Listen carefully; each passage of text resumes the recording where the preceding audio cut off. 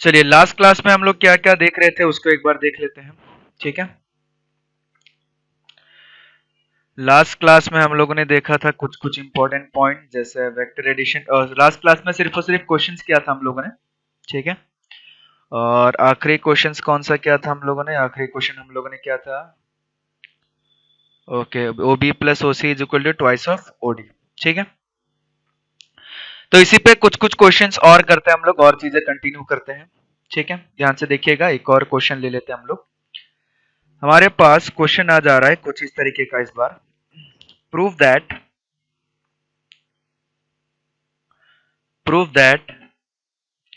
sum of two vectors, prove that sum of two vectors, ठीक है, determined by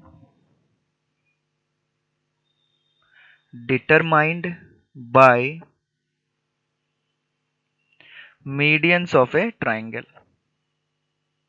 ठीक है, determined by medians of a triangle directed from vertices is 0। ठीक है, question को समझने की कोशिश कीजिएगा, क्वेश्चन बड़ा ही आसान है, टफ क्वेश्चन नहीं है। बोला गया है कि हमारे पास एक ट्राइंगल है। ठीक है, ट्राइंगल का नाम हम लोग दे देते हैं ए बी और सी।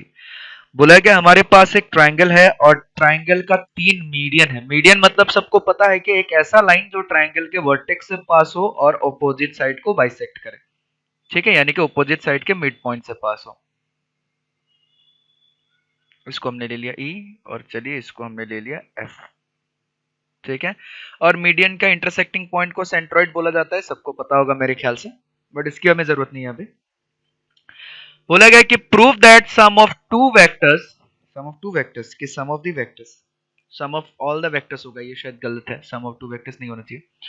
Prove that sum of the vectors determined by the medians of a triangle directed from the vertices, यानी कि इसका जो डायरेक्शन है, इसका डायरेक्शन कहां से जाना चाहिए? वर्टेक्स से निकलना चाहिए। वर्टेक्स से निकलना चाहिए मतलब कुछ इस तरीके से, वर्टेक्स की तरफ से इसका डायरेक्शन निकल रहा है। ठीक है, डायरेक्टेड फ्रॉम, ये सम ऑफ टू वेक्टर्स नहीं, ये 3 वेक्टर्स होगा। ठीक है, ये 2 की जगह 3 होगा, 3 मीडियन होता है, टोटल 3 मीडियन का। ठीक है, यानी कि अगर एबीसी हमारा ट्राइंगल है, अगर हमने ऐसा ले लिया कि let A B C is a triangle, ABC अगर कोई भी ट्राइंगल है, तो क्वेश्चन के हिसाब से हमें क्या प्रूफ करना है?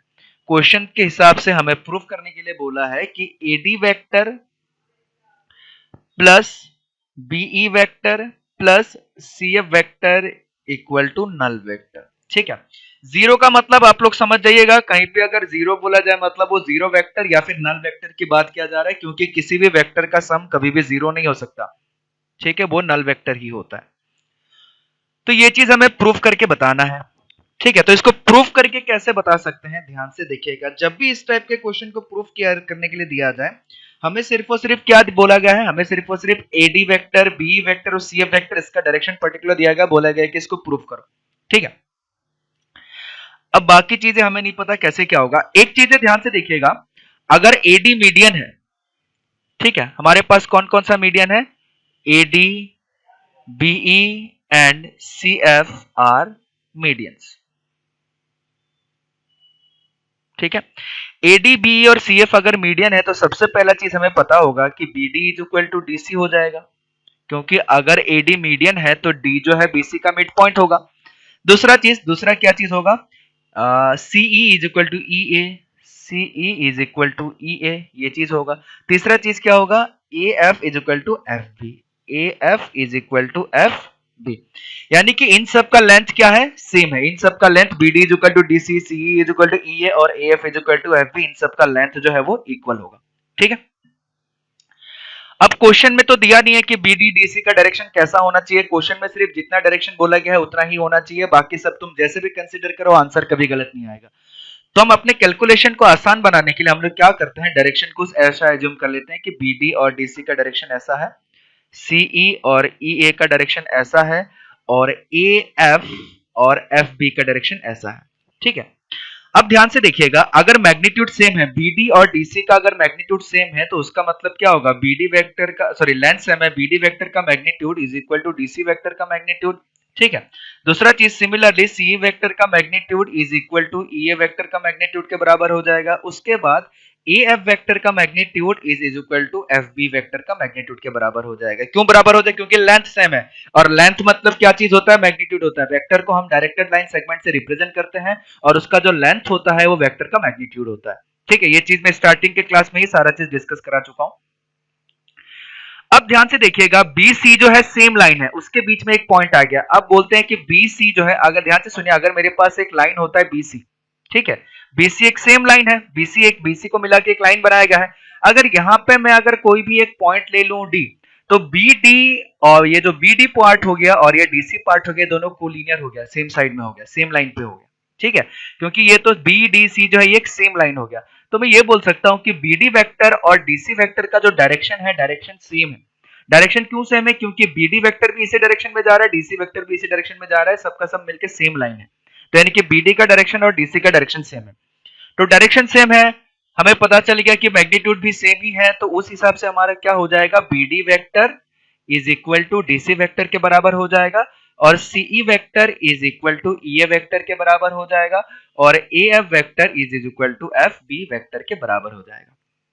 ठीक है, अब हम जाते हैं हमारा इस चीज को प्रूफ करने के लिए, हम ले लेते हैं लेफ्ट हैंड साइड। ठीक है, ये चीज हमें प्रूफ करके बताना है, तो इस चीज को प्रूफ करने के लिए हम लेफ्ट हैंड साइड ले लेते हैं।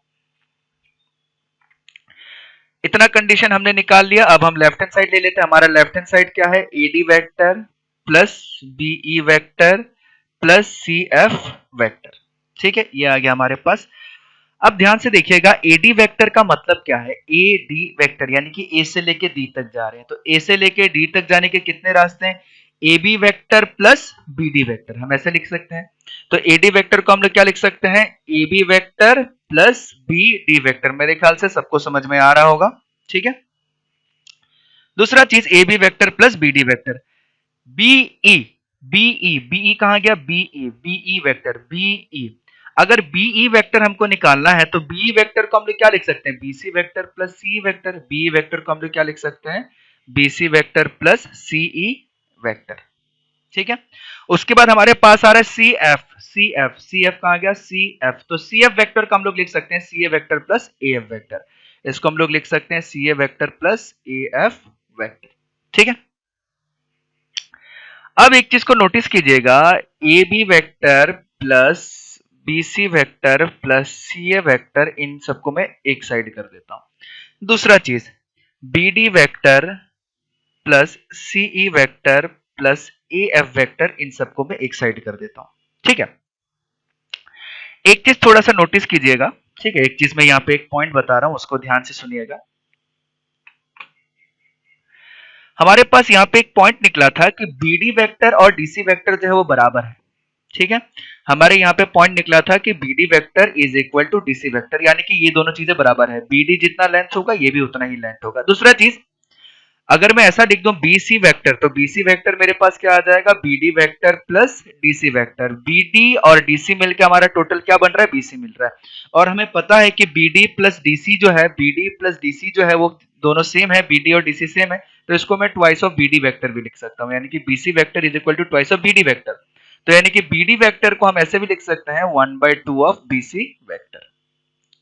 ठीक है, यानी कि ये जो BC वेक्टर होगा वो BD का डबल होगा, या फिर जो BD वेक्टर होगा वो BC का हाफ होगा, क्योंकि डायरेक्शन सेम है। मैंने बताया था कि कोई भी दो वेक्टर अगर डायरेक्शन सेम होता है तो उसके मैग्नीट्यूड में मैनिपुलेशन करके हम दोनों वेक्टर को इक्वल कर सकते हैं, अगर दो पैरेलल वेक्टर होता है तो। अब इसी को देखते हुए ध्यान से देखिएगा, यहाँ पे हमारे पास आ गया AB vector plus BC vector plus CA vector plus half of, इसको लिख सकते हैं AB vector plus BC vector plus CA vector. ठीक है, अब एक चीज नोटिस कीजिएगा ध्यान से, मैंने आप लोग को स्टार्टिंग में ही एक क्वेश्चन बताया था, आप लोग को याद होगा, तो आई होप कि याद होना चाहिए। ठीक है, वो बहुत ही इंपॉर्टेंट पॉइंट था। मैंने एक क्वेश्चन बताया था कि अगर एक पूरा का पूरा ट्राइंगल है हमारे पास, एक पूरा का पूरा ट्राइंगल है ABC, अगर A B plus B C plus C A vector अगर करूं, A B vector plus B C plus C A vector, तो उसका वैल्यू हमेशा नल वेक्टर के बराबर आता है। क्योंकि आप लोगों ने पढ़ा होगा डिस्प्लेसमेंट, डिस्प्लेसमेंट मतलब एक शॉर्टेस्ट डिस्टेंस जो एक पर्टिकुलर डायरेक्शन पे जाए, ठीक है, उसको हम लोग डिस्प्लेसमेंट बोलते हैं। बट अगर हमें पूछा जाए कि इस ए पॉइंट से स्टार्ट होके दोबारा मैं ए ही पॉइंट पे आ जाऊं, तो हमारा डिस्प्लेसमेंट कितना, डिस्प्लेसमेंट जीरो। डिस्प्लेसमेंट का मतलब होता है एक पॉइंट से लेकर दूसरे पॉइंट तक जो शॉर्टेस्ट डिस्टेंस होता है एक पर्टिकुलर डायरेक्शन में हम लोग जाते हैं, उसको हम लोग बोलते हैं डिस्प्लेसमेंट। ठीक है, ठीक उसी तरीके से अगर ये पूछा जाए कि A B vector B C vector C A vector, और कोई भी वेक्टर होता है क्या होता है, final position vector minus initial position vector, तो अगर A B plus B C plus C A वापस से ए में ही आ जाऊं तो इसका शॉर्टेस्ट डिस्टेंस कितना हो गया, जीरो हो गया। तो यानी कि उस हिसाब से ये क्या बन जाता है, नल वेक्टर। और इसको हमने प्रूफ करके भी बताया था। अगर चलो थ्योरेटिकली समझ में नहीं आ रहा है तो मैथमेटिकली मैंने ट्रायंगल लॉ को यूज करके, अपना जो ट्रायंगल लॉ यूज करने का तरीका था उसको यूज करके बताया था कि मैथमेटिकली कैसे प्रूफ हो सकता है।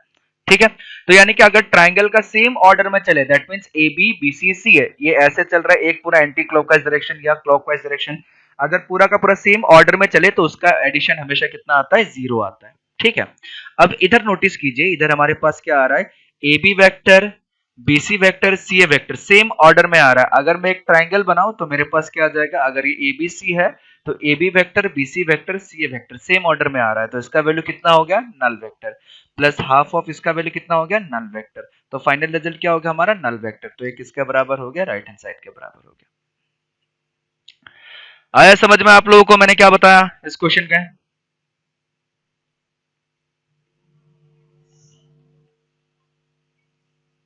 क्या मेरा आवाज आप लोगों तक नहीं पहुंच रहा है? Yes sir. हाँ, वेरी गुड। ठीक है, अब इसी को लेके एक क्वेश्चन और है हमारे पास। ठीक है, अब मैं दो तीन क्वेश्चन दे रहा हूँ, ये बहुत सारे क्वेश्चन हम लोगों ने सॉल्व कर लिए, लास्ट क्लास में भी हम लोगों ने सॉल्व किए, आज के क्लास में भी स्टार्टिंग में हमने एक क्वेश्चन ही ले लिया, लास्ट क्लास में भी खूब सारे क्वेश्चन हम लोग सॉल्व किए थे, और आपके शीट में भी बहुत सारे क्वेश्चन है, मैंने शीट अपलोड कर दिया था ऑलरेडी 2-3 दिन पहले, आप लोग उसको भी सॉल्व तक करते आया रहिए। नहीं है क्या हो गया सर, सीट अभी तक आया नहीं है। शीट सेंड कर दिया गया है बाबू, असाइनमेंट में सेक्शन में चेक कर लीजिएगा। ठीक है, या तो आप अच्छे से चेक नहीं किए होंगे, ध्यान से देखिएगा, मैं आप लोग को दिखा दे रहा हूँ। सर आ गया, आज सेंड किए या फिर मतलब बहुत कल दिन हो सेंड गया, किए? मैं बहुत दिन पहले, जब जिस दिन वेक्टर का क्लास स्टार्ट हुआ था उसी दिन सेंड। आप लोग असाइनमेंट सेक्शन चेक करते रहिए, आप लोगों को इधर पूरा का पूरा जो भी लेक्चर होता है, लेक्चर का लिखने के लिए नोट्स आता है, तो आप लोगों को कैसे पता चलेगा नोट्स आया है या नहीं आया है, तो उस चीज को चेक करते रहना पड़ेगा ना। देखिए दूसरे तीसरे नंबर में ही है, conic section sheet vector sheet लिखा हुआ है, तो या तो आप ऐप को चेक नहीं करते हैं जिसके वजह से आपको पता नहीं चलता है। वेक्टर का सेकंड लेक्चर में जो चीजें पढ़ाया हुआ था वो चीजें मैंने अपलोड कर दिया था यहाँ पे, तो आप लोग अगर इसको चेक कीजिएगा तब पता चलेगा। ठीक है, ये वेक्टर का सेकंड लेक्चर में क्या क्या चीजें पढ़ाया गया था वो सारी चीजें इसमें दिया गया है, ताकि आप लोग अच्छे से नोट कर सके सारा का सारा चीज। ठीक है, और आप लोग का मेहनत कम हो कि क्लास में सिर्फ पढ़ लें और उसके बाद आराम से अपने नोट्स को बना लें। और एक चीज याद रखिएगा, अगर आईआईटी या किसी एनआईटी या किसी एक अच्छे कॉलेजेस में जाना है तो आपका सबसे अच्छा साथी है नोट्स। अगर आप नोट्स में कंजूसी कीजिएगा तो आप कभी कुछ नहीं कर पाइएगा। ठीक है, तो नोट्स में आपको मेहनत करना है। तो शीट मैंने बहुत पहले ही सेंड कर दिया था, ये सब मटेरियल वटेरियल के साथ मैं थोड़ा सा अपडेट रहता हूँ, तो इसलिए आप लोग चेक करते रहिएगा। ठीक है, हाँ कभी कभी एक आध दिन लेट हो जाता है क्योंकि due to some technical issue and internet problem और इलेक्ट्रिसिटी प्रॉब्लम। ठीक है, बट जहां तक हो सके हम कोशिश करते हैं कि डिले नहीं हो। ध्यान से देखिएगा, दो तीन क्वेश्चन मैं आप लोग को और दे रहा हूँ, आप लोग उसको खुद से ट्राई कीजिएगा और शीट को आप लोग सॉल्व करते रहिएगा। ठीक है, जैसे मैं शीट दिखा देता हूँ, शीट बड़ा ही आसान है स्टार्टिंग का, उसमें उतना डिफिकल्टीज है नहीं। ठीक है, असाइनमेंट सेक्शन में वेक्टर का शीट, और पहले मैं इजी वाला शीट सबको प्रोवाइड कराता हूँ ताकि क्वेश्चन, ये सबको शीट दिख रहा है, इसमें आपके बड़े आसान आसान क्वेश्चन है। If A is a constant vector तो उसका डायरेक्शन क्या होगा, ए इक्वल टू बी कब हो सकता है, इसमें बेसिक बेसिक क्वेश्चन स्टार्टिंग में दिया गया था, आप लोग का कंसेप्ट बिल्ड हो। ठीक है, उसके बाद इस तरीके के क्वेश्चन खूब सारा हमने अभी तक किया है, तो वो सारे के सारे क्वेश्चन आप लोग देखिए। ठीक है, अच्छे से उसको सॉल्व कीजिए। और वेक्टर आप लोग ऑलरेडी पढ़ चुके हैं तो कुछ कुछ क्वेश्चन हम लोग बिना कंपोनेंट्स पढ़े भी सॉल्व हो जाएगा, क्योंकि कंपोनेंट्स आप लोग ऑलरेडी पता ही है आप लोगों को। ठीक है, तो सारे के सारे क्वेश्चन अच्छे से सॉल्व कीजिए। चलिए, मैं कुछ क्वेश्चंस आप लोग को होमवर्क के रूप में दे देता हूं, क्योंकि कुछ कुछ क्वेश्चंस आप लोग भी ट्राई कीजिए। ठीक है, क्वेश्चन कुछ इस तरीके का है, पहला prove that, sorry prove that नहीं है, हमारे पास बोला गया है कि ABC is a triangle and P is any point on BC and P is any point on BC if PQ vector is the sum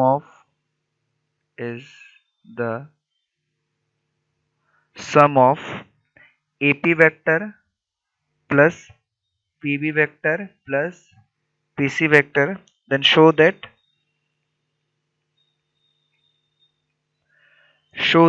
ABQC is a parallelogram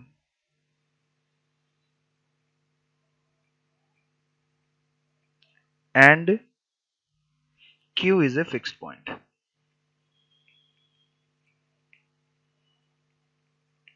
ठीक है, एक और क्वेश्चन मैं दे रहा हूं, उसको भी ट्राई कीजिएगा, अच्छा क्वेश्चन है। ये क्वेश्चन कुछ इस तरीके का है, two forces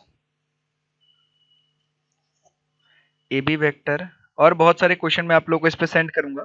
AB vector and AD vector are acting at the vertex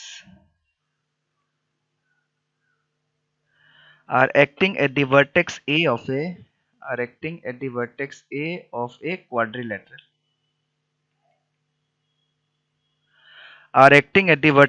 a quadrilateral, ABCD, and two forces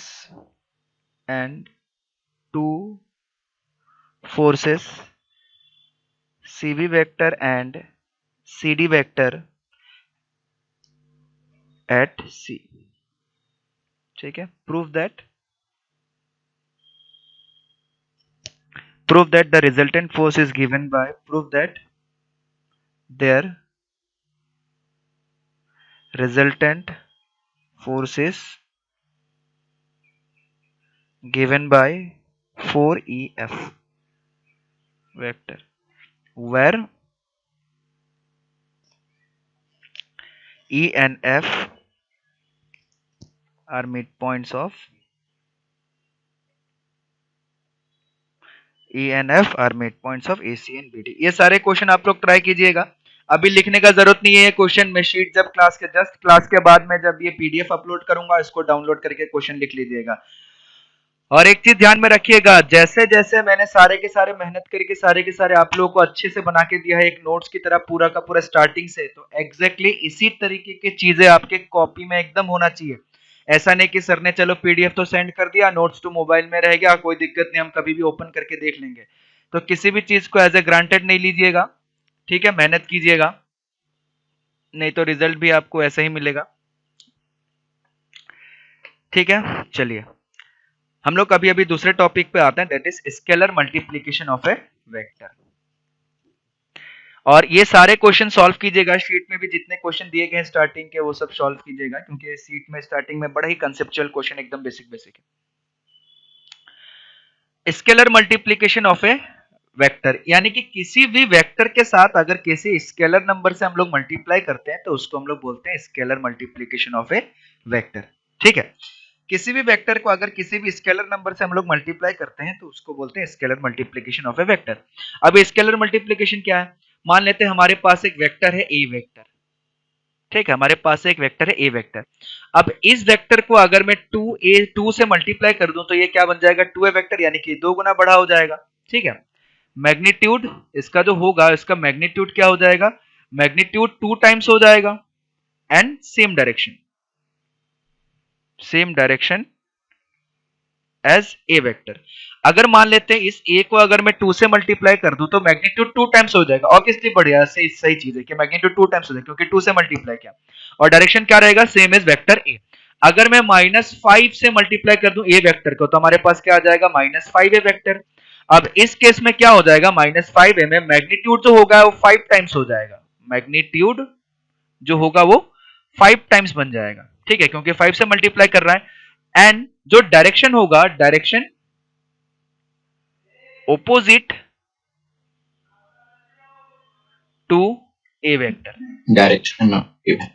ठीक है, क्योंकि मैंने बताया था कि किसी भी वेक्टर को अगर मैं नेगेटिव से मल्टीप्लाई करूं तो डायरेक्शन एग्जैक्टली उसका क्या आ जाता है, ऑपोजिट आ जाता है। आप सबको भी पता होगा, मैंने बहुत बार बताया था नेगेटिव ऑफ ए वेक्टर के नाम से। ठीक है, किसी भी वेक्टर को अगर हम क्या करें, उसके नेगेटिव नंबर से मल्टीप्लाई करें तो डायरेक्शन क्या हो जाता है, एग्जैक्टली ऑपोजिट हो जाता है। ठीक है, डायरेक्शन जो है वो एग्जैक्टली ऑपोजिट हो जाता है। तो वही चीज इसमें बताया गया है। एक सेकंड रुकिए, एक चीज अटक गया है माउस का।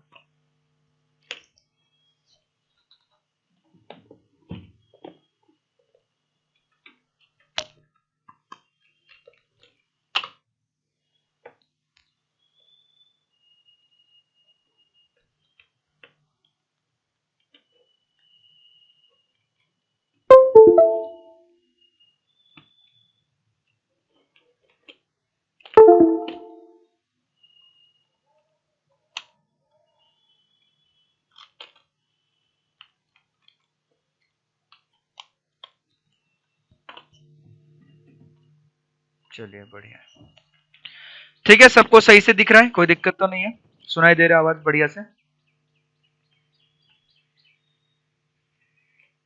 Yes sir. अरे बोला कीजिए भाई, आप लोग भूत बन के क्यों रहते हैं?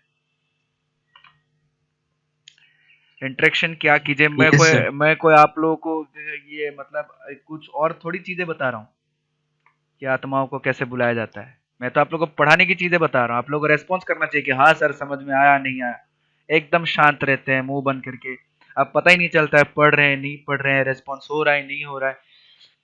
ऑन दी अदर हैंड जो 12th का बोर्ड वाला बैच है, 12th का जो बोर्ड वाला बैच है, उन लोगों ने इस बार एग्जाम में मार्क्स सिक्योर किया है 265 हाईएस्ट आउट ऑफ 300। ठीक है, और एकदम रेस्पॉन्सिव आप लोग बात भी कर सकते हैं, आप लोग के तो फ्रेंड भी होंगे कुछ कुछ उस बैच के। एकदम रेस्पॉन्सिव, कुछ भी पूछो तुरंत जवाब देगा, होमवर्क एकदम पक्का करके लाएगा, नोट्स एकदम पूरा सबमिट कर देगा। आप लोग के असाइनमेंट सेक्शन में मैंने एक फंक्शन का नोट सबमिट करने के लिए बनाया हुआ है, किसी ने अभी तक सबमिट नहीं किया वहां पे। 12th बोर्ड वाले को मैंने पढ़ाया था, उनको सबमिट करने के लिए बोला, पूरा का पूरा फुल करके सबमिट करके सबने सेंड कर दिया। ठीक है, और एक चीज ध्यान पे रखिएगा, एक चीज माइंड पे रखिएगा, मैं आप लोग को थोड़ा सा सीरियस चीजें बताता हूँ। ठीक है, आईआईटी बैच में एडमिशन लेने से या आईआईटी के तैयारी करने से आईआईटी या जेई नहीं निकलता है, सबसे पहला चीज, इस चीज को दिमाग में डाल लीजिएगा। ठीक है, दूसरा चीज, दोनों में बस एक ही चीज है कॉमन है कि जो अच्छे से पढ़ेगा उसी का निकल जाएगा, जरूरी नहीं है कि वो आईआईटी बैच में हो या बोर्ड बैच में हो। मेंस अगर उसको निकालना है तो किसी भी बैच में अगर वो अच्छे से पढ़ेगा, ध्यान से मन लगाएगा तो उसका निकल जाएगा। और 265 जो है एक बहुत ही अच्छा मार्क है, चाहे पेपर इजी भी हो, अगर आप उसमें भी 265 स्कोर कर रहे हैं मतलब ये बार मतलब है कुछ तो बात है कि 265 स्कोर हो रहा है। ठीक है, पेपर अगर इजी भी दिया जाए ना तब भी 200 क्रॉस करना मतलब बहुत बड़ी चीज होता है। ठीक है, तो इसीलिए आप लोग थोड़ा सा सिंसियर हो जाइए, आप लोग बहुत कम सिंसियर है और आप लोगों के बैच में बहुत कम पढ़ने वाले हैं। और मैथ्स का जो सिलेबस है मैं अभी भी बता दे रहा हूँ कि ये 70-30 का ऑलमोस्ट रेशियो टाइप से जाता है कि किसी किसी टॉपिक में 70% एनसीईआरटी में रहेगा, 30% एक्स्ट्रा पढ़ना होता है, किसी किसी टॉपिक में 30% एनसीईआरटी रहेगा, 70% एक्स्ट्रा पढ़ना पड़ता है। ठीक है, और इसी चक्कर में क्या हो जाता है, बच्चे बोर्ड की तैयारी भी ढंग से नहीं कर पाते। ढंग से नहीं कर पाते का मतलब है ढंग से नहीं पढ़ते। ठीक है, मेरे भाषाओं को समझना थोड़ा सा। तो आप तो अगर ढंग से नहीं पढ़ेंगे तो ना तो बोर्ड निकलेगा ना तो आईआईटी निकलेगा। और हमारे जो ऑनरेबल प्राइम मिनिस्टर है नरेंद्र मोदी जी, वो हमेशा इतने दानवीर नहीं होते हैं कि हमेशा एग्जाम कैंसिल करवा देंगे। तो इस बार आप लोग का किस्मत अच्छा था आगे वाले बैच का कि बहुत लोग बिना पढ़े पास हो गए। ठीक है, और बहुत लोग पढ़ के भी पास हो गए। तो इसीलिए आप लोग के साथ ऐसा नहीं होगा क्योंकि तब तक पूरा का पूरा वैक्सीनेशन हो चुका होगा, तो इसीलिए आप लोग इसको भी एज ए ग्रांटेड नहीं लीजिए, मेहनत कीजिए चीजों पे। ठीक है, और अभी 3-4-5 महीने बचा हुआ है तो उसको अच्छे से यूटिलाइज कीजिए। The scalar multiplication of a vector by scalar के इज द वेक्टर के सच दैट ए के इज इक्वल टू, इसका कोई मतलब नहीं है, मतलब मैग्नीट्यूड को उस नंबर से मल्टीप्लाई कर दिया गया है। और दूसरा चीज, the direction of k a vector is same as that of a vector when k is positive and opposite when k is negative. ये सारी चीजें मैंने बता रखा था। अब इसके कुछ कुछ प्रॉपर्टीज है वो नोट्स में देख लेते हैं। ठीक है, यहाँ पे नहीं दिया हुआ है तो इसके कुछ कुछ प्रॉपर्टीज है, हम लोग उसको नोट्स में देख लेते हैं। जैसे कि अगर m a वेक्टर मल्टीप्लाई करें तो एक स्केलर वेक्टर से मल्टीप्लाई हो रहा है। अगर मैं m प्लस n यानी कि दो स्केलर है और उसको a से मल्टीप्लाई कर रहे हैं तो इसको हम लोग m a vector plus n a vector ऐसा लिख सकते हैं, जिसको हम लोग बोलते थे डिस्ट्रीब्यूटिव लॉ। ठीक है, आप लोग को याद होगा। दूसरा प्रॉपर्टी, अगर कोई भी m into N A vector ऐसे दिया हुआ है तो उसको n into M A vector ऐसे भी लिख सकते हैं, कोई फर्क नहीं पड़ता स्केलर से, इसमें भी डिस्ट्रीब्यूटिव लॉ जैसा हो जाता है। अगर कोई स्केलर ऐसा दिया गया है कि m इंटू ए वेक्टर प्लस बी वेक्टर, तो उस m को हम लोग डिस्ट्रीब्यूट कर सकते हैं M A vector plus M B vector, यानी कि मल्टीप्लीकेशन में एकदम सिंपल है।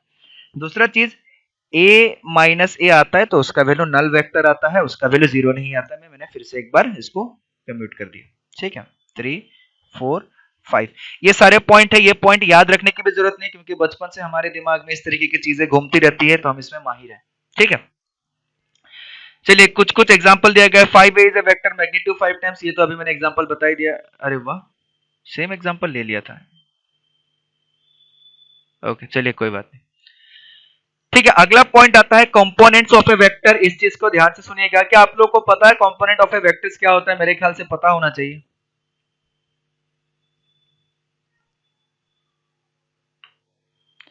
चलिए एक एक करके बताइए कंपोनेंट्स ऑफ ए वेक्टर क्या होता है। आदित्य। सर आई जे के जो डायरेक्शन होता है एक्स वाई जेड का। वेरी गुड वेरी गुड, बहुत बढ़िया, ठीक है। कंपोनेंट मतलब क्या होता है? उसका घटक, मतलब उसका हम लोग 3 हिस्सों में बांट देते हैं। जो वेक्टर होता है उसको 3 हिस्सों में बांट देते हैं, ठीक है।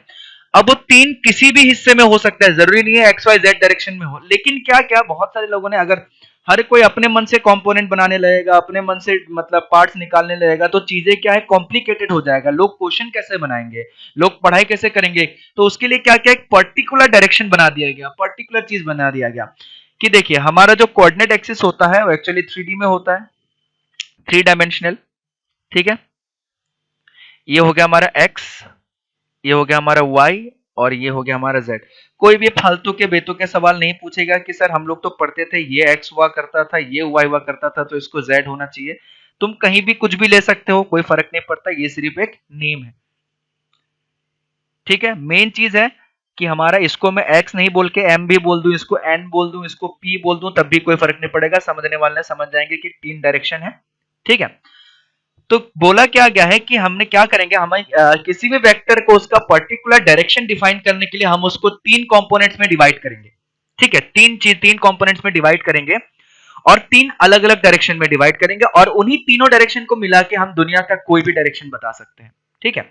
जैसे कि ध्यान से समझिएगा, अगर मेरे को 2D में कोई एक पोजीशन बताना होता था, 2 डायमेंशनल ज्योमेट्री में अगर मेरे को कोई पॉइंट है तो पॉइंट क्या होता है, पोजीशन बताता है। तो दो चीज का यूज करके, दैट मींस एक्स एक्सिस और वाई एक्सिस का यूज करके हम एक प्लेन में कोई भी पोजीशन बता सकते थे।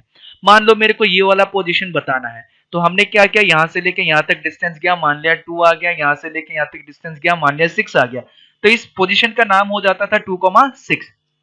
तो ठीक उसी तरीके से वेक्टर के लिए क्या किया गया, 3 कंपोनेंट्स बनाया गया। अब उन 3 कंपोनेंट्स को यूज करके हम क्या कर सकते हैं, कोई भी डायरेक्शन बता सकते हैं। तो स्पेस में किसी भी तरीके का डायरेक्शन हो वो हम बता सकते हैं। तो उन लोगों ने सबसे पहले क्या किया, मैंने बताया था डायरेक्शन मतलब क्या होता है, यूनिट वेक्टर, सबको पता होगा, इस चीज में गड़बड़ी नहीं होना चाहिए। डायरेक्शन मतलब क्या, यूनिट वेक्टर। तो एक्स एक्सिस के तरफ जो डायरेक्शन बनेगा, यानी कि एक्स एक्सिस के तरफ जो यूनिट वेक्टर होगा उसका नाम उन लोगों ने दे दिया आई कैप, ठीक है। और वाई एक्सिस के तरफ जो डायरेक्शन होगा उसका नाम दे दिया उन लोगों ने जे कैप, और जेड एक्सिस के तरफ जो डायरेक्शन होगा उसका नाम उन लोगों ने क्या दे दिया, के कैप, ठीक है। आ गया समझ में? यहां तक किसी को कोई दिक्कत? नो। चलिए बहुत बढ़िया, ठीक है। अब ध्यान से सुनिएगा थोड़ा सा। अब अगर मैं ऐसा ले लूं, ध्यान से समझिएगा, मान लेते हैं मेरा कोऑर्डिनेट एक्सिस है, ये तो मैंने कंपोनेंट समझा दिया कि 3 कंपोनेंट्स होता है कि एक्स एक्सिस वाले डायरेक्शन को उन्होंने आई कैप बोल दिया, वाई एक्सिस वाले डायरेक्शन को उन्होंने जे कैप बोल दिया और जेड एक्सिस वाले डायरेक्शन को उन्होंने के कैप बोल दिया, ठीक है। तीनों नाम रख दिया। अब मान लेते हैं हमारा ये कोऑर्डिनेट एक्सिस है, हमारा ये कोऑर्डिनेट एक्सिस है एक्स वाई जेड, ठीक है। अब मान लेते हैं हमारे पास एक पॉइंट है यहाँ पे 2,0, ठीक है, या फिर चलो एक पॉइंट ले लेते हैं, बड़ा सा पॉइंट लेते हैं 5,0। हमारे पास एक पॉइंट है यहाँ पे 5,0 और इसका नाम दे दिया हमने P, ठीक है। अगर ये पॉइंट 5,0 है तो सबको पता है कि यहां से लेके यहां तक जो लेंथ होगा वो कितना होगा, 5 होगा, क्योंकि सबने कोऑर्डिनेट ज्योमेट्री पढ़ रखा है अपने बचपन में। और बचपन की बजाय हम जब बड़े हुए पिछले साल, तो पिछले साल भी हम लोगों ने पढ़ा था, ठीक है। तो यानी कि कोऑर्डिनेट ज्योमेट्री हम ऐसा मान सकते हैं कि हमें आता है कि अगर यहाँ पे कोई पॉइंट लूं मैं 5,0, तो हमें पता होना चाहिए कि ये जो लेंथ है यानी कि O और P, ये जो OP वाला लेंथ है वो 5 यूनिट है, ठीक है। ये लेंथ कितना हो गया, OP is equal to 5 unit, ठीक है, इसमें किसी को कोई दिक्कत नहीं होना चाहिए। आपको ये बेतुके सवाल नहीं पूछेगा कि सर 5 सेंटीमीटर है कि किलोमीटर है, मैंने बोल दिया 5 यूनिट है, आप अपने स्केल के हिसाब से कुछ भी बना सकते हैं उसको। तो अगर मुझसे पूछा जाए कि ये ओपी वेक्टर क्या होगा बताइए, ये तो ओपी, चलिए हमने ये डिस्टेंस निकल गया, बताइए ओपी वेक्टर क्या होगा। तो चलिए हम ओपी वेक्टर निकालने की कोशिश करते हैं। ध्यान से देखिएगा, ओपी वेक्टर मतलब क्या हो गया। ओपी वेक्टर मतलब एक तो ओपी का जो लेंथ है वो 5 है, चलिए बहुत बढ़िया, और इसका डायरेक्शन जो है, डायरेक्शन किसकी तरफ है, डायरेक्शन वाई की तरफ है। वाई की तरफ जो भी डायरेक्शन होता था उसको हम लोग क्या लेते थे, जे कैप। एक्स की तरफ जो कि डायरेक्शन होता था उसको लेते थे आई कैप, और जेड की तरफ जो भी डायरेक्शन होता था उसको लेते थे के कैप। और मैंने बताया था वेक्टर का मतलब क्या होता है, मैग्नीट्यूड इनटू डायरेक्शन। वेक्टर का मतलब क्या होता है, मैग्नीट्यूड इनटू डायरेक्शन। ठीक है, याद रखिएगा, वेक्टर का मतलब मैग्नीट्यूड इनटू डायरेक्शन। तो मैग्नीट्यूड है 5 और डायरेक्शन क्या है, जे, तो इसका डायरेक्शन क्या हो गया, 5 जे कैप।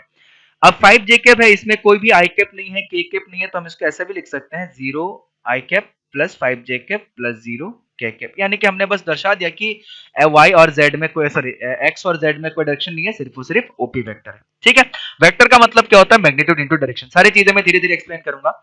एक और चीज ध्यान रखिएगा कि अगर मैं y एक्सिस में राइट हैंड साइड में जाऊं तब हम उसको पॉजिटिव j कंसीडर करेंगे, z एक्सिस में ऊपर की तरफ जाऊं तब हम उसको पॉजिटिव k कंसीडर करेंगे, और x एक्सिस में अगर हम बाहर की तरफ निकले तब हम उसको पॉजिटिव i कंसीडर करेंगे। अगर मेरे से पूछा जाए कि ये कौन सा डायरेक्शन होगा सर, तो ये तो नेगेटिव y हो गया, तो नेगेटिव y वाले जो डायरेक्शन होगा वो माइनस j कैप होगा। कोई अगर पूछेगा कि सर इसके नीचे क्या डायरेक्शन आएगा, तो इसके नीचे वाले डायरेक्शन को हम लोग माइनस k कैप बोलेंगे। ठीक है, तो ये सब चीजों में किसी को कोई दिक्कत नहीं होना चाहिए। अब किसी भी वेक्टर को उसी कंपोनेंट के फॉर्म में कैसे लिखा जाता है, उस चीज को समझने की कोशिश करते हैं।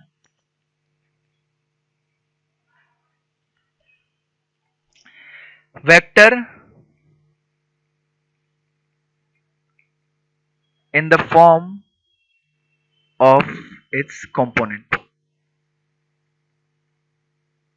अभी तक हम लोग वेक्टर वेक्टर वेक्टर वेक्टर पढ़ते आ रहे थे, अब वेक्टर का कंपोनेंट फॉर्म देखेंगे कि वेक्टर को कंपोनेंट्स के फॉर्म में कैसे लिखा जाता है। ये तो हमने एक चीज, चलो एक पर्टिकुलर पॉइंट लेके दिखाया, बट अगर हमें स्पेस में कोई भी पॉइंट दिया जाए तो उसको कंसीडर करके कैसे दिखा सकते हैं। मान लेते हैं हमारे पास एक कोऑर्डिनेट एक्सिस है, ठीक है, इसको थोड़ा सा ध्यान से समझने की कोशिश कीजिएगा। अगर मैं 2D से समझाऊं तो ज्यादा अच्छे से समझ में आएगा। ठीक है, तो मैं 2D से समझाने की कोशिश करता हूं ताकि आप लोग के दिमाग में फटाफट फिट हो जाए। 2D से मतलब 2D ज्योमेट्री से समझाने की कोशिश करता हूं। ये हमारा x, ये हमारा y। ठीक है, x के तरफ कोई भी डायरेक्शन है तो उसको हम लोग बोलेंगे आई कैप, y की तरफ कोई भी डायरेक्शन है तो उसको बोलेंगे के कैप। को ये नहीं पूछेगा कि सर z कहाँ चला गया, z भी यही है, हम बस दो 2D में समझने की कोशिश कर रहे हैं। सर y की तरफ जो बोलेंगे j कैप ना, हाँ j कैप, सॉरी वो मैं गड़बड़ी हो गया इसमें से, y की तरफ कितना, j कैप। बहुत बढ़िया, वेरी गुड। अब मान लेते हैं कि 2D में हमारे पास एक पॉइंट है पी एक्स कोमा वाई। ठीक है, 2D में हमारे पास एक पॉइंट है पी एक्स कोमा वाई।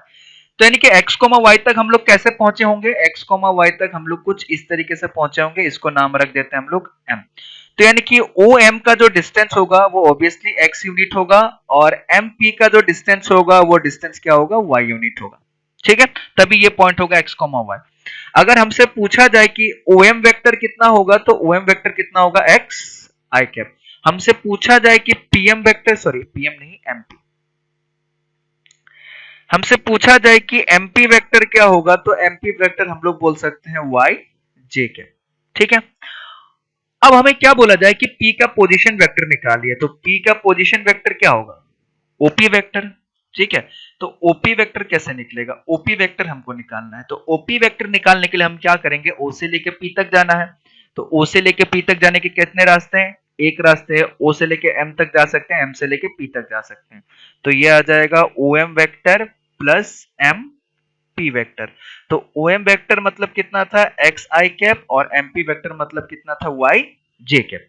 ठीक है, सिमिलरली अगर हम यहाँ पे कोई भी पॉइंट ले लें, सिमिलरली अगर हम यहाँ पे कोई भी पॉइंट ले लें, पॉइंट P, और ये 3D में है, तो इसका क्या आ जाएगा, x, y, z, इसका 3 कोऑर्डिनेट आ जाएगा, x कोऑर्डिनेट, y कोऑर्डिनेट और z कोऑर्डिनेट। अगर अभी हमसे पूछा जाए कि इसका जो P का जो पोजीशन वेक्टर है, वो P का पोजीशन वेक्टर क्या होगा, यानी कि P का पोजीशन वेक्टर मतलब ये वेक्टर, तो इस केस में जो P का पोजीशन वेक्टर आएगा वो कितना आएगा, OP वेक्टर, और OP वेक्टर हमारा क्या निकल के आएगा, x i cap plus Y J cap plus Z के कैप। क्योंकि ये पी पॉइंट तक कैसे पहुंचा होगा, ऑब्वियसली पी पॉइंट तक यहां से लेके यहां तक वो एक्स डिस्टेंस गया होगा, तो ये वाला जो वेक्टर है ये एक्स आई कैप बना होगा, ठीक है। दूसरा पॉइंट, यहां से लेके यहां तक वो वाई डिस्टेंस गया होगा वाई पे, तब ये वेक्टर बना होगा वाई जे कैप। फिर उसके बाद जो है यहां से लेके यहां तक वो z डिस्टेंस गया होगा, ठीक है। तो z डिस्टेंस गया होगा तो ये वैल्यू हो जाएगा z के कैप। तो तीनों को जोड़ के हमारे पास कितना मिल जाएगा, एक्स आई कैप प्लस वाई जे कैप प्लस z के कैप, ठीक है। तो ये किसी भी पोजीशन वेक्टर, अगर हमें कोई भी पॉइंट दिया हुआ है x y z, ठीक है, कोई भी पॉइंट दिया हुआ है x y z, तो उसका अगर हमें पोजीशन वेक्टर निकालना है तो क्या आ जाएगा, x कैप y कैप और z कैप, ठीक है। तो इसको हम लोग थोड़ा सा वर्ड के फॉर्म में लिख देते हैं कि let p x, y, z be any point, अगर p x, y, z अगर कोई भी पॉइंट है, then position vector of point p is, वो position vector of point p क्या हो जाएगा, OP vector is equal to x I cap plus Y J cap plus Z के cap, ठीक है।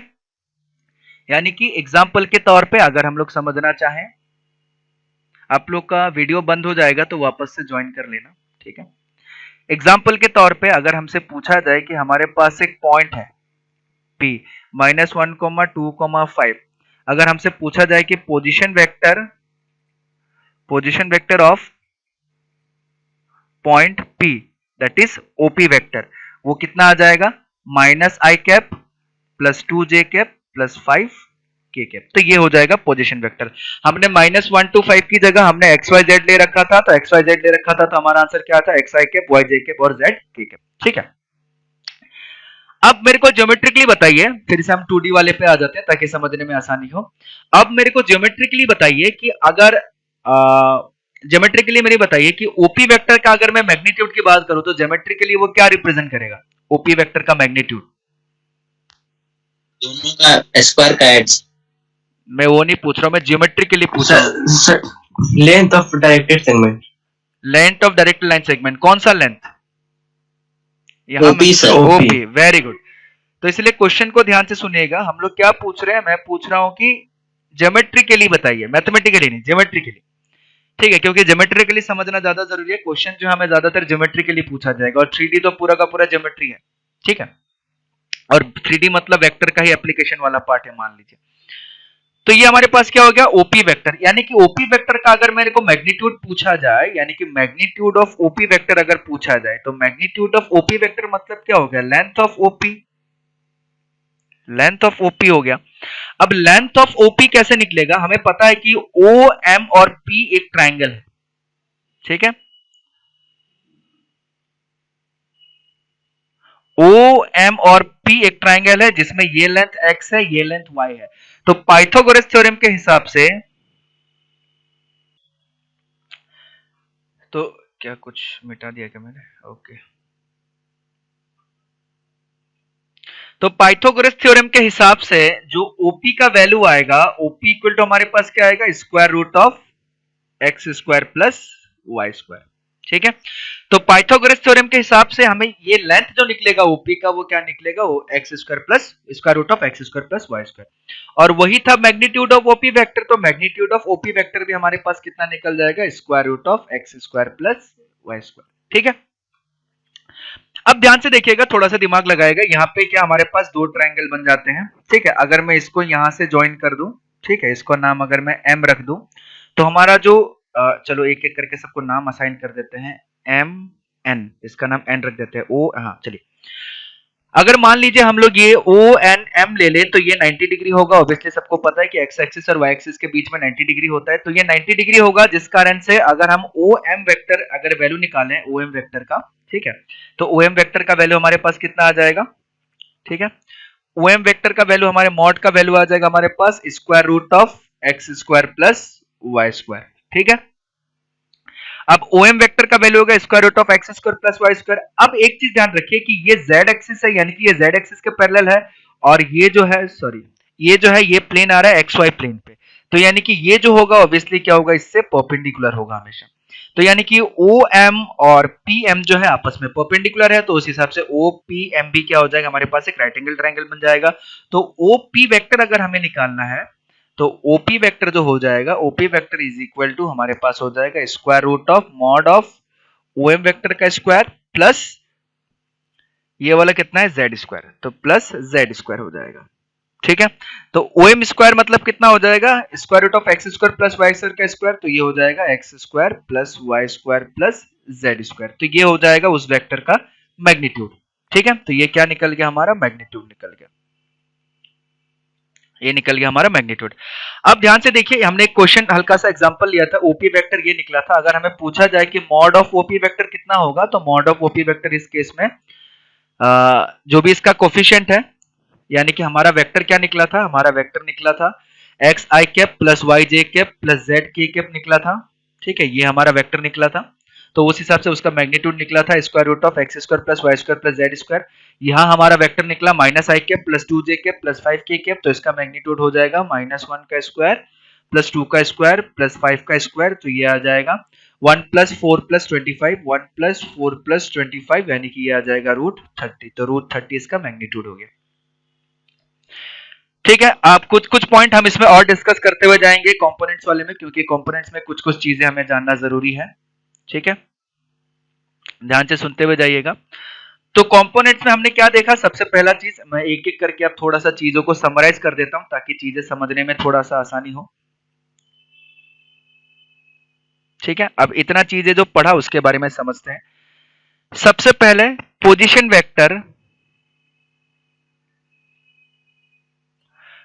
Vector of point P x, y, z is, वो हमारे पास कितना निकल के आएगा, OP vector is equal to x I cap plus Y J cap plus Z के कैप। ठीक है, सबको पता है, बहुत बढ़िया।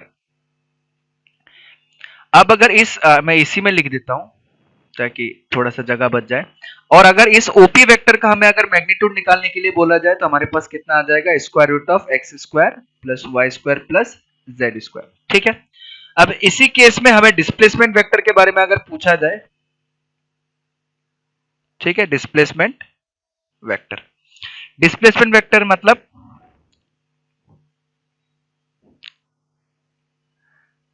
Vector formed by joining the points P x1, y1, z1 and Q x2, y2, z2। ठीक है, यानी कि दो पॉइंट दिया गया है P और Q, इन दोनों को जोड़ के जो वेक्टर बनेगा वो वेक्टर कौन सा होगा, ये बताइए, ध्यान से देखिएगा। ये सब भी हम लोग ऑलरेडी पढ़ चुके हैं, तो इसमें भी दिक्कत नहीं आएगा। ठीक है, हमारे पास एक पॉइंट है P x1, y1, z1, हमारे पास एक दूसरा पॉइंट है Q x2, y2, z2। ठीक है, तो हमें बोला गया कि PQ वेक्टर निकाल के बताइए। ठीक है, तो मैंने बताया हुआ था कि कोई भी वेक्टर अगर हमें निकालना है, PQ वेक्टर, तो कोई भी वेक्टर अगर हमें निकालना है तो हमने पढ़ा था कि ये final position vector minus initial position vector. ठीक है, तो फाइनल पोजीशन वेक्टर मतलब फाइनल क्या है, OQ, that means OQ vector minus OP vector, ये होना चाहिए। अगर ये O है तो ये हमारा हो जाएगा OP वेक्टर। ठीक है, और ये हमारा हो जाएगा OQ वेक्टर। क्या कोई मेरे को बता पाएगा कि OQ वेक्टर और OP वेक्टर क्या होगा, OQ वेक्टर क्या होगा कंपोनेंट्स के फॉर्म में?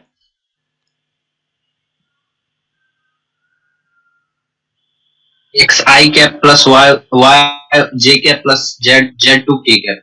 वेरी गुड, तो ये आ जाएगा x2 y cap plus y2 j cap plus z2 k cap. ठीक है, minus OP vector similarly x1 i cap plus y1 j cap plus z1 k cap बन जाएगा। तो यानी कि इस हिसाब से हमारे पास इसको लिख सकते हैं x2 माइनस x1 का i cap plus y2 minus y1 का j cap plus z2 minus z1 का k कैप, जैसा हमने अभी स्केलर मल्टीप्लिकेशन में पढ़ा था।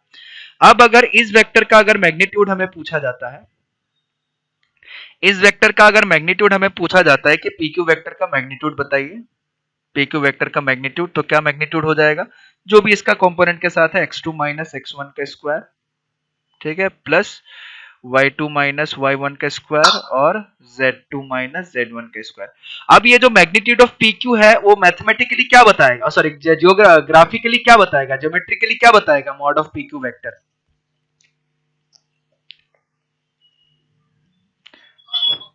आप लोग को नाम ले लेके पूछना पड़ेगा क्या बार बार? ये जो pq वेक्टर है वो ज्योमेट्रिकली इसका जो मॉड है वो क्या बताएगा? आपका आवाज क्लियर, मैग्नीट्यूड बताए। वही पूछ रहा हूं मैं, मैग्नीट्यूड क्या बताएगा, मैग्नीट्यूड बताएगा। मैंने पूछ रहा है कि इसका जो मैग्नीट्यूड है वो ज्योमेट्रिकली क्या रिप्रेजेंट करेगा, ज्योमेट्रिकली उस length of PQ, length of pq, ठीक है। तो ये सारे हमारे दिमाग में है बट एग्जाम में जाके हम लोग भूल जाएंगे, ठीक है, या रिवीजन करते समय हम लोग भूल जाएंगे। तो ये सब छोटे छोटे पॉइंट है और इसी पे टारगेट करके ही क्वेश्चन पूछता है, और दूसरा कोई भी एकदम खतरनाक सा रॉकेट साइंस वाला सवाल नहीं पूछता है, ठीक है। तो पहला पॉइंट हमने पढ़ लिया। इस तरीके से कोई भी पोजीशन वेक्टर होगा, अगर कोई भी पॉइंट दिया हुआ है तो पोजीशन वेक्टर सिंपली उस पॉइंट के साथ लिख देना है। डिस्प्लेसमेंट वेक्टर या फिर वेक्टर मतलब ऐसा दो पॉइंट को ज्वाइन करके अगर बनाए तो वो कुछ इस तरीके से आएगा, फाइनल माइनस इनिशियल वाला, ठीक है। तीसरा एडिशन ऑफ वेक्टर, ठीक है, एडिशन या फिर सब्ट्रैक्शन जो भी बोलिए आप लोग, कोई दिक्कत नहीं है। मतलब अगर ए हमारे पास एक वेक्टर है a1 i cap plus a2 j cap plus a3 k cap, और b हमारे पास एक वेक्टर है b1 i cap plus b2 j cap plus b3 k cap, तो अगर मेरे से बोलता है कि a vector plus b vector दोनों को अगर ऐड कीजिए तो दोनों का मैग्नीट्यूड क्या हो जाएगा, ऐड हो जाएगा। That means what, a1 i cap a2 j cap plus a3 k cap, ये वेक्टर प्लस ऐड करने के लिए दिया गया b1 i cap plus b2 j cap plus b3 k cap, तो इन दोनों को ऐड करेंगे तो हमारे पास कितना आ जाएगा, a1 plus a2 i cap plus b1 plus, sorry क्या लिख दिया मैंने, a1 plus b1 i cap plus a2 plus b2 j cap plus a3 plus b3 k cap, ठीक है, बड़ा ही सिंपल है।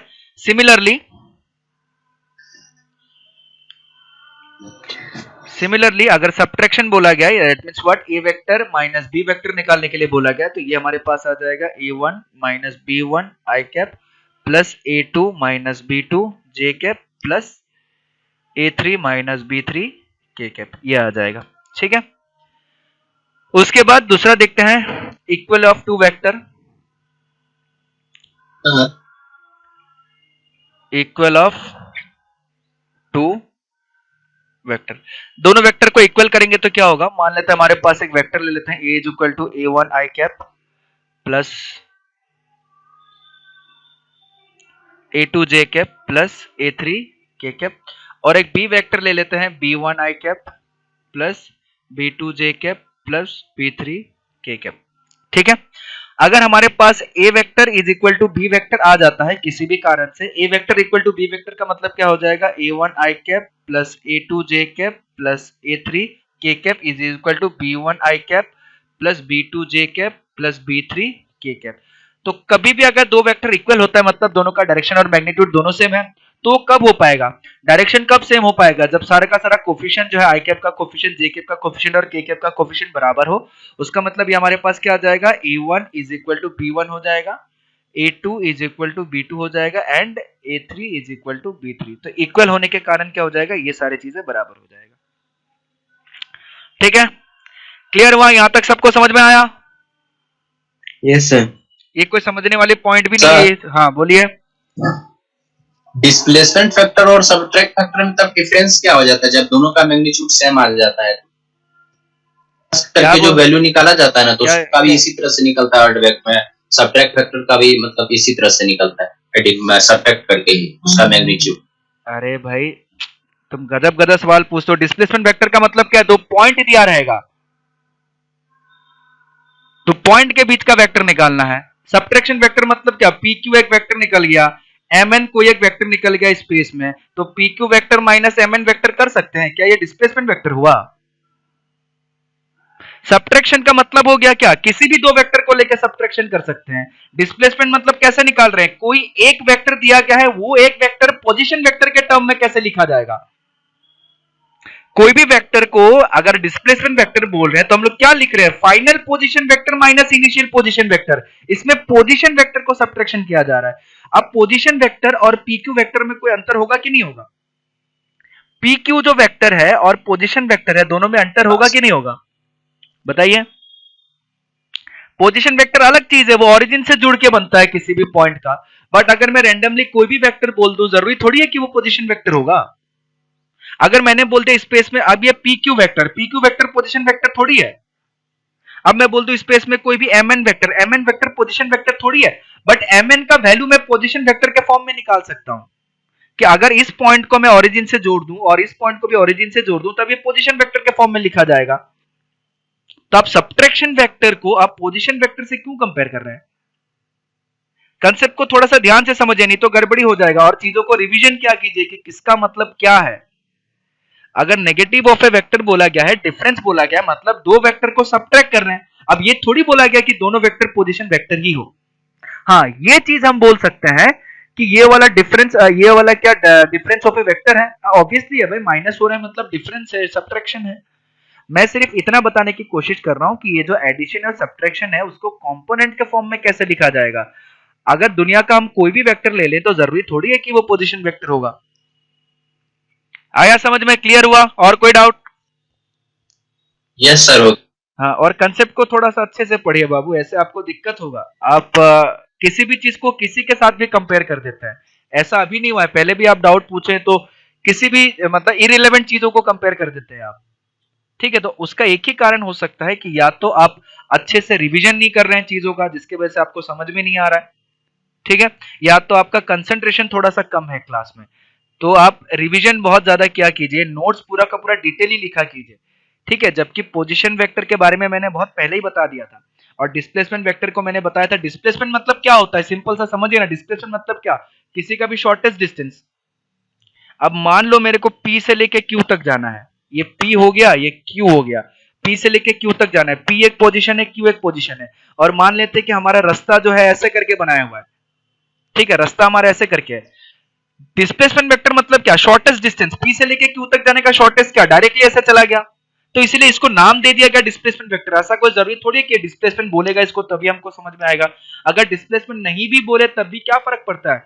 हमें पता है कि कोई भी वेक्टर निकालना हो उसको पोजीशन वेक्टर के फॉर्म में लिख सकते हैं। इतना ही बस हमें समझ में आना चाहिए। डिस्प्लेसमेंट वर्ड इसलिए यूज किया है क्योंकि दो पॉइंट के बीच में डायरेक्टली वेक्टर निकाला जा रहा है।